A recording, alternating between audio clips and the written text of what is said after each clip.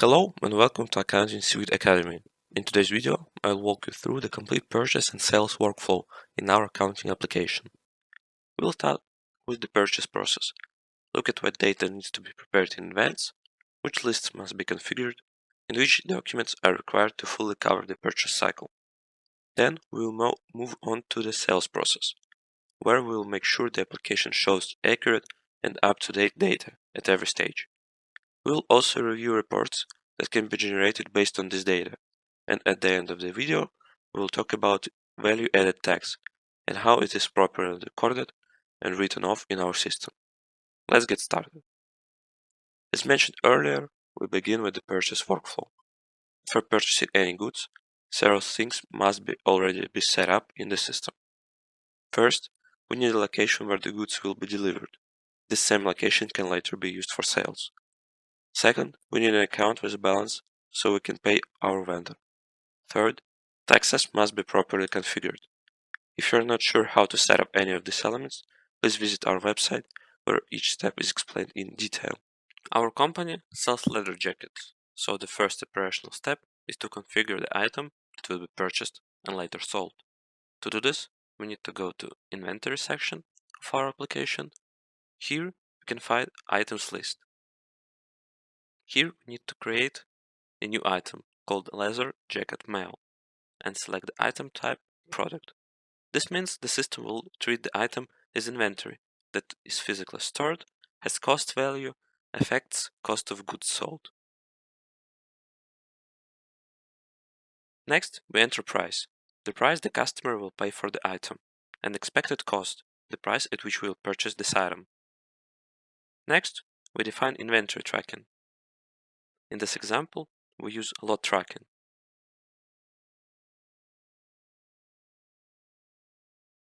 On the Lots tab, we select the characteristic option and create a new characteristic. In this case, we will use size. To do this, hit on this big green plus sign.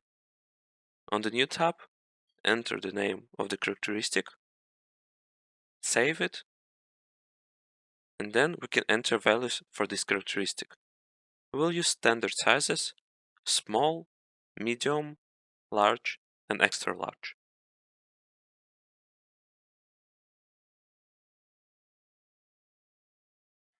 We also configure the unit of measure as each, since jackets are sold individually. We need to create a new unit of measure set called each, and new basic unit, also called each.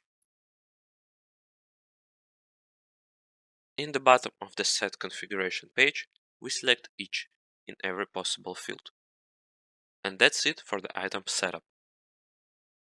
Next, we need a company for which we can purchase the product.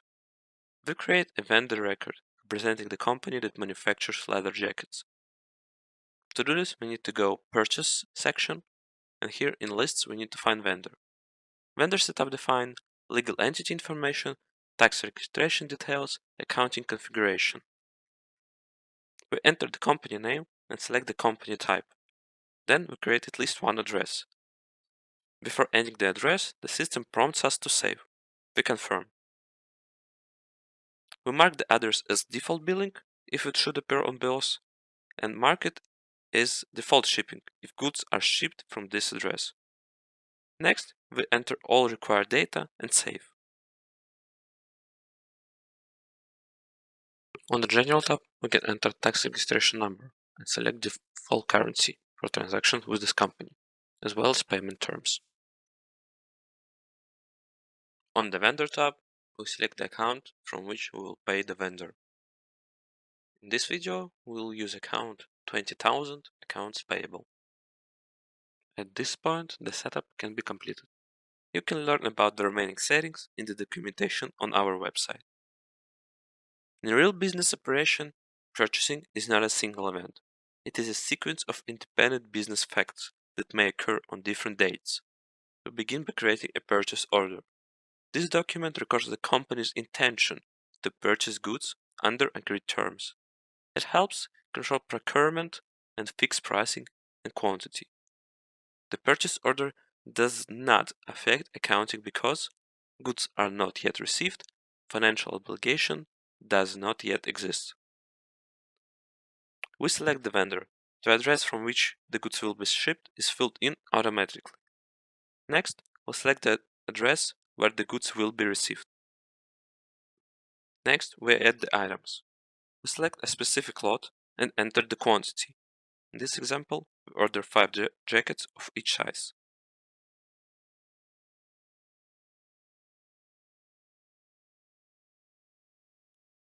Once the vendor issues an invoice, we create a bill based on the purchase order. To do this, we click Generate button and select Bill from the drop-down menu. As we can see, all data is filled in automatically. The vendor bill is the first accounting document in the purchase cycle. It records vendor liability, inventory value, VAT input tax. At this stage, the company officially recognizes its obligation to pay the vendor. Next, the company pays the vendor using a bill payment document. This document records the movement of money and closes the outstanding liability. Payments are stored separately from bills because real business payments may be partial, delayed, or applied to multiple invoices. To generate this document, we again click button Generate. As you can see, all data is filled automatically. We select the payment method and then enter the amount being paid. In our case, we are paying the full amount, so we enter the total outstanding balance. After purchase transactions are completed, the system automatically updates inventory balances. We verify stock levels by using inventory reports. To do this, we need to go Report section. Here, we need to find the quantity on hand by location report and run it. As we can see, in our main location, we have 20 leather jackets, 5 of each size. After goods arrive in the warehouse, the company begins selling to customers. Just like purchasing, selling is also a multi-stage business process. First, we need to create a customer record. It's exactly similar to vendor setup. Here we need to define legal and billing information and some tax configurations. We start by entering company's name and its entity type. Next, we save our work and create address.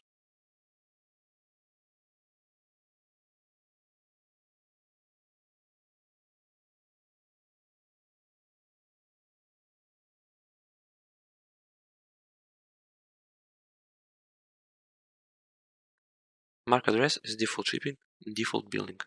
Fill in all the remaining data and save your address.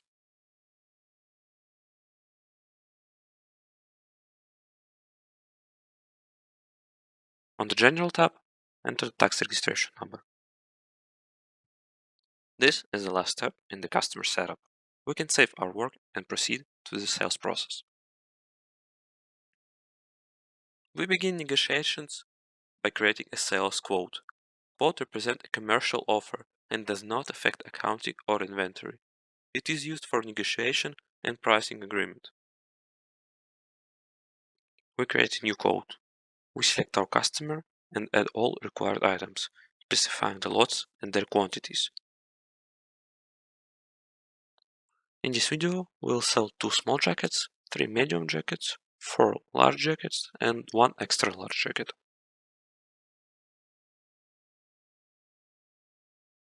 On the Addresses and Shipping tab, we select the address from which the goods will be sold. The system prompts us to fill in the shipping location for each lot. We confirm. When the customer confirms the purchase, we create a sales order based on the quote.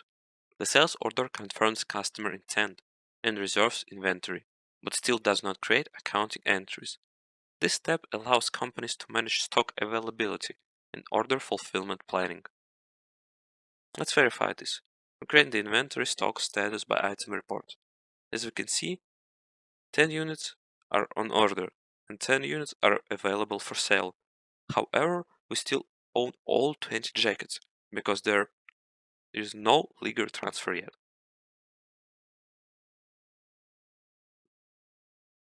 Let's generate sales invoice. This is a key accounting document of the sales process. It records revenue recognition, customer receivable, value added, output tax, and cost of goods sold. The sales invoice legally confirms income and triggers tax obligation. We can specify accounts receivable account and save the document. Now, let's run the inventory stock status by item report again. As we can see, after issuing the invoice, we own only 10 units. When the customer pays, we create a cash receipt. This records incoming funds and closes the customer receivable balance. Here we specify payment method, our bank account, and the amount of money we received. After we have completed the sale and received funds, let's look at reports that can provide useful business insights. First, we run an inventory balance report. We use the same quantity on hand allocation report that we worked with earlier. Next, we review a report from the sales category. AR aging shows which customers owe us money and how many days their payments are overdue.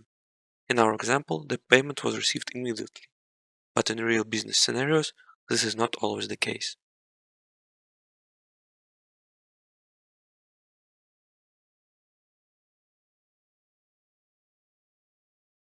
Now, let's look at the dashboards on the home page. They provide more concise but still very important information for the business. Our dashboards can show data such as revenue, margin, bank account balances, and much more. In our case, the dashboards are not very informative yet, because we have just created the database and completed only 2 transactions. So, let's take a look at the dashboards from our demo base. As you can see, they provide a lot of valuable business information in a clear and convenient format.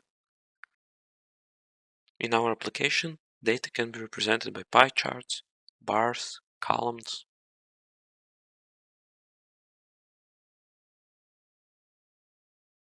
Now, let's move on to taxes. In our example, we only have value-added tax, so let's create a document to record incoming value-added tax and then a document for outgoing VAT. We go to the build document. At the bottom, there is a link. We click it, and all the information is filled in automatically. We save the document. Next, we go to the sales invoice document. There is a serial link at the bottom of the form. We click it.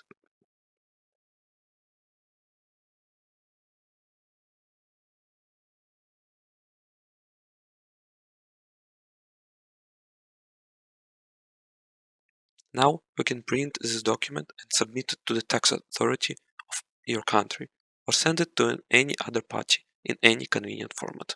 Our print forms show all necessary information, such as your company name, name of your buyer's company, addresses, tax registration numbers, exchange rates if transaction was made in different currencies, and description of sold items with tax amount for each individual item. To track and calculate value-added tax for a selected period, we have created VAT details report. To find it, go to Report tab, and here in the accounting section, you will find VAT details report. It shows incoming and outgoing VAT for each tax invoice, including taxable base, tax rate, tax amount, and totals, allowing you to determine how much value-added tax is payable or refundable at the end of the period. This completes the full purchase and sales accounting workflow. You have seen how inventory, payments, and financial data are checked at every stage. Don't forget to visit our website for more information. Thank you for watching.